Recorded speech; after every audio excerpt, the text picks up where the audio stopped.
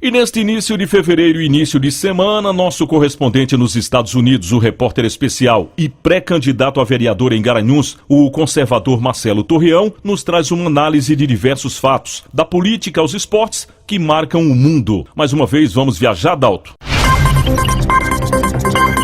Sem Fronteiras. O mundo é notícia falando com o Nordeste. Sem Fronteiras. Boa tarde, Marcelo Jorge e ouvintes do programa Falando com o Nordeste.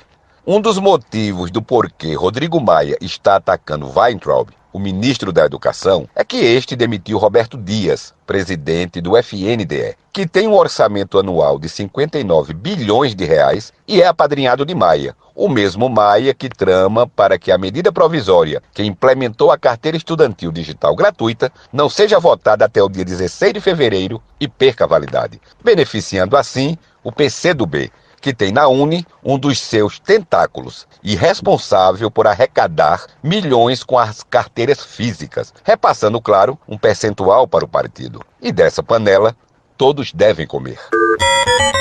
Lisa Murkowski, senadora republicana pelo Alasca, que os democratas acreditavam que votaria a favor para a convocação de novas testemunhas no processo de impeachment, incluindo John Bolton, ex-conselheiro de Segurança Nacional de Donald Trump, voltou atrás e disse não. Na próxima quarta-feira, a continuidade do processo deverá ser negada pelo Senado. E Trump segue absoluto para a reeleição em 3 de novembro. Não há mais nada que os democratas possam fazer para impedir a reeleição de Trump, a não ser tentar arruinar a economia do país, como já foi declarado recentemente. Segundo o ministro da Educação, Abraham Weintraub, o governo federal tem 600 mil funcionários civis na ativa, dos quais 300 mil estão no MEC. E desses, 100 mil entraram durante os governos petistas. O MEC foi criado pelo fascista Getúlio Vargas na década de 30 e seguiu um modelo soviético de doutrinação e controle social através da educação. A título de comparação, o Departamento de Educação dos Estados Unidos tem 3.920 funcionários e estima-se que 99% da população está alfabetizada. E entre a população adulta, 87% possui um diploma de segundo grau e 29% possui um diploma de curso superior. Ou seja, o aparelhamento do MEC junto com o BNCC, Base Nacional Comum Curricular, seguiu padrões socialistas de qualidade absoluta e em algum momento precisarão ser discutidos profundamente. É insano manter essa estrutura no MEC que destrói a sociedade de dentro para fora, como um cavalo de Troia nas entranhas do governo. Não existe essa estrutura em nenhum outro lugar do mundo. Um verdadeiro exército ideológico que empata com as Forças Armadas em número de membros. É o Brasil destruindo o Brasil, com o governo observando ao longe. Aqui nos Estados Unidos, os brasileiros estão preocupados com os familiares aí no Brasil durante o carnaval que se aproxima e a pandemia do coronavírus. Na China, já há mais de 15 mil casos confirmados e mais de 300 mortes.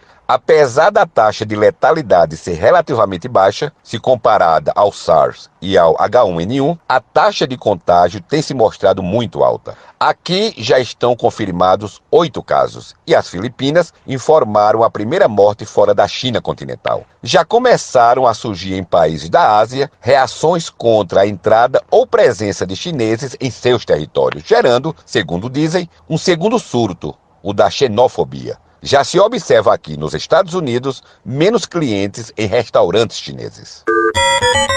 Pessoal, é preciso ficar claro o que aconteceu quando Bolsonaro exonerou Santini, o secretário executivo da Casa Civil, devido à viagem do Brasil à Suíça e depois à Índia em um jato da FAB. Após Santini ter sido exonerado, o adjunto da pasta, Fernando Moura, que assumiu no lugar de Santini, o renomeou sem autorização do presidente para uma outra função um pouco abaixo da anterior. Quando Bolsonaro tomou conhecimento, anulou a renomeação de Santini e exonerou também Fernando Moura. Esses são os fatos contra os quais não há argumentos. Ontem aconteceu aqui o Super Bowl, que é a esperada final da Liga de Futebol Americano. 100 milhões de americanos assistiram ao jogo entre os 49ers de São Francisco e os Chiefs do Kansas, que foram os vencedores. O jogo foi realizado no Hard Rock Stadium, em Miami. Esse é também o momento em que as marcas famosas investem cifras milionárias em propagandas de TV. A grande mídia brasileira está usando a técnica de frameamento como forma de atacar e tentar enfraquecer o governo Bolsonaro. Essa técnica consiste em pegar um personagem do governo e colocar um frame ou uma moldura ao redor dele. E de forma coordenada pela mídia mainstream, criar massivas fake news no processo chamado lose or lose, perder ou perder. Exemplo, se Bolsonaro não indicar Moro para o STF, será chamado de traidor, pois foi um acordo entre ele e Moro. E se indicar, colocaria Moro no que chamam de gaiola de ouro, pois teria sido apenas para neutralizar a possibilidade de Moro concorrer como candidato a presidente em 2022. Outro exemplo é inventar uma mentira sobre algo que Bolsonaro irá fazer. E se ele não fizer ou negar, é porque recuou. O caso Santini é também um bom exemplo disso. Recentemente, Sérgio Moro estava no frame e agora chegou a vez da ministra Damares e do ministro Weintraub, duas estrelas de primeira grandeza do governo brasileiro, além do ministro Onyx Lorenzoni, que é importantíssimo para viabilizar as pautas do governo na Câmara com Maia e no Senado com Alcolumbre. É incrível como parte dos brasileiros não consegue enxergar o óbvio e ainda crê no que a grande mídia de sacola vazia noticia todos os dias.